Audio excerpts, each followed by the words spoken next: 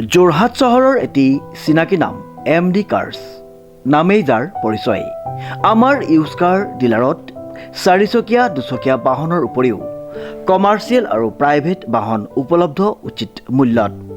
আমাৰ শ্ব'ৰুমত গাড়ী এক্সচেঞ্জৰ সুবিধাৰ লগতে ইঞ্চুৰেঞ্চ, পলিউশ্যন আদিৰো সুবিধা গ্ৰহণ কৰিব পাৰিব। নমস্কাৰ, মই যোৰহাটৰ MD কাৰ্ছৰ স্বত্বাধিকাৰ হয়। আমাৰ ইয়াত সকলোখিনি গাড়ী পাব, কমাৰ্চিয়েলৰ পৰা ধৰি প্ৰাইভেট ভেহিকুললৈকে পাব। আমাৰ ইয়াত ফাইনেন্সৰো সুবিধা পাব আৰু এক্সচেঞ্জো হয় আমাৰ ইয়াত। আমাৰ প্ৰত্যেকখন গাড়ীৰে ডকুমেণ্টছৰ যিখিনি চাৰ্জ হ'ব সেইখিনি আমি ফ্ৰী কৰি দিওঁ আৰু ইঞ্চুৰেঞ্চ, পলিউশ্যন সকলোখিনি আমি আমাৰ ফালৰ পৰা পাব। আপোনালোকে কোনো ডকুমেণ্টছ চাৰ্জ একো দিবও নালাগে। আৰু আগন্তুক নতুন বছৰ বহুতখিনি সুবিধা আছে, অফাৰো আছে। আমি সেইখিনিও আপোনালোকক অফাৰখিনি দিম। আৰু আমাৰ এড্ৰেছটো হৈ গ'ল যোৰহাটৰ সদৰ তিনিআলি নিয়েৰ টুকুলাই, MD কাৰ্ছ। Contact number 9101587204। আৰু এটা আমাৰ ডিলাৰ আছে গোলাঘাটৰ টাউনতে, MD কাৰ্ছ। আপোনালোক তালৈও যাব পাৰে, তাতো ভাল ভাল গাড়ী পাব। আপোনাৰ মন পচন্দৰ গাড়ীখন ক্ৰয় কৰিব পাৰিব। Contact number 9101587204। ধন্যবাদ। প্ৰিয় গ্ৰাহকসকলে উচিত মানদণ্ড আৰু উচিত মূল্যত আমাৰ শ্ব'ৰুমৰ পৰা সপোনৰ গাড়ীখন নিশ্চিন্ত মনে ক্ৰয় কৰিব পাৰিব।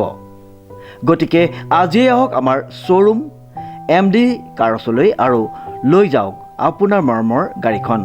ইংৰাজী নৱবৰ্ষৰ উপলক্ষে আমাৰ শ্ব'ৰুমত বিভিন্ন অফাৰ আগবঢ়োৱা হৈছে। আমাৰ ঠিকনা MD কাৰ্ছ, সদৰ তিনিআলি, যোৰহাট নিয়েৰ টুকুলাই। আমাৰ যোগাযোগ নম্বৰটো হৈছে 9101587204। নমস্কাৰ, নিউজদাৰ বাতৰিলৈ স্বাগতম জনাই ষ্টুডিঅ'ৰ মজিয়াত মই উৎপল দাস। আজিৰ সংবাদ। যোৰহাট চহৰস্থিত শ্ৰীমন্ত শংকৰদেৱ কলা-কৃষ্টি গৱেষণা কেন্দ্ৰৰ সভাগৃহত অনুষ্ঠিত হৈ যায় অনাবোলছবি অসমীয়া আধুনিক গীতৰ এক প্ৰতিযোগিতা। নিউজদাৰ ৰিপৰ্ট।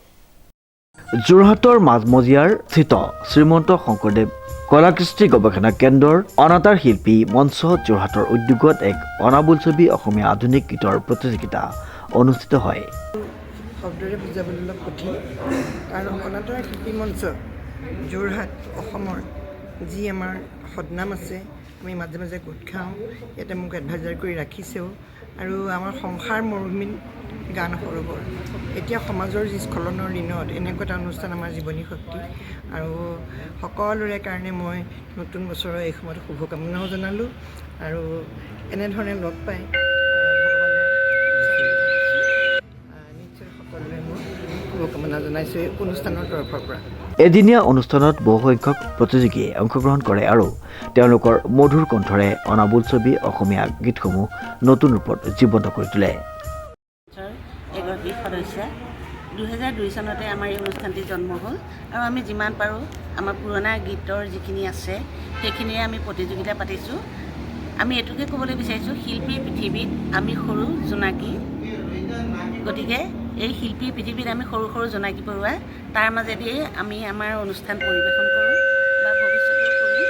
গতিকে আজি আমাৰ ইয়াত যি প্ৰতিযোগিতা পতা হৈছে যথেষ্ট সঁহাৰি পাইছোঁ, ভাল লাগিছে আৰু ভৱিষ্যতেও আমি আশা ৰাখিলোঁ।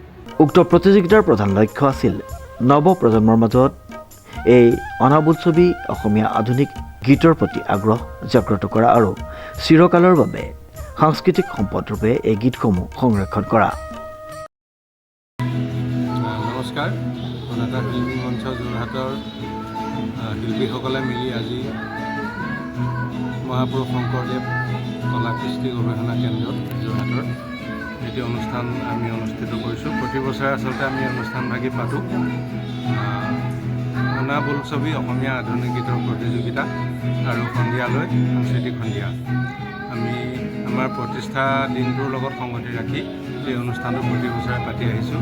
এইবাৰো আমি তেনেধৰণে এই অনুষ্ঠানটোৰ আয়োজন কৰিছিলোঁ আৰু ইতিমধ্যে প্ৰতিযোগিতা চলি আছে। ইয়াতে বহুত ন পুৰণি গীতৰ সমাহাৰ ঘটিছে। বিচাৰকসকলেও আজি আমাৰ ইয়াত আহি উপস্থিত হৈ আমাক যথেষ্টখিনি সহায় কৰিছে আৰু আমাৰ লগত অসমৰ এগৰাকী খ্যাতনামা কণ্ঠশিল্পী মমতা বাইদেউ আমাৰ লগত আছে, মমতা বৰঠাকুৰ, তেখেত অনাতাঁৰ শিল্পী, পংকজ বৰুৱা আছে অনাতাঁৰ শিল্পী, আৰু বাকী আমাৰ সকলো সদস্য, পল্লৱী দেৱী আছে, মনোৰঞ্জনী বাইদেউ আছে, চৌৰা বাইদেউ আছে, আৰু আমাৰ আটাইতকৈ সৌভাগ্যৰ কথা যে যোৰহাট জিলাৰ প্ৰাক্তন সভাপতি নলিনীবালা হাজৰিকা বাইদেউ আমাৰ লগত আজি উপস্থিত আছে, আৰু এতিয়ালৈকে খুব সুন্দৰভাৱে অনুষ্ঠানটো আগবাঢ়ি গৈছে। সন্ধিয়া আমি এই ইয়াতেই আমাৰ অতি শ্ৰদ্ধাৰ সভাপতি নিত্যৰঞ্জন বৰঠাকুৰদেৱৰ এটি গীত নতুনকৈ আমি বাণীবন্ধন কৰা হৈছে। সেই গীতটোত কণ্ঠদান কৰিছে হিমাৰাণী কলিতাই, সুৰো তেখেতেই কৰিছে। সেই গীতটো আমি সন্ধিয়া ইয়াতে আজি আনুষ্ঠানিকভাৱে মুকলি কৰিম বুলি ভাবিছোঁ। লগতে গীত আৰু নৃত্যৰ ভালেকেইটা অনুষ্ঠান ইয়াত অনুষ্ঠিত হ'ব, গতিকে আমি সকলো ৰাইজৰ উপস্থিতি কামনা কৰিছোঁ। গীতসমূহত প্ৰতিফলিত সামাজিক, সাংস্কৃতিক আৰু সৃষ্টিশীল চিন্তাধাৰাসমূহ নৱ প্ৰজন্মৰ আগত সঠিকভাৱে উপস্থাপন কৰাৰ প্ৰয়াস কৰি এই উদ্যোগ গ্ৰহণ কৰা হৈছিল।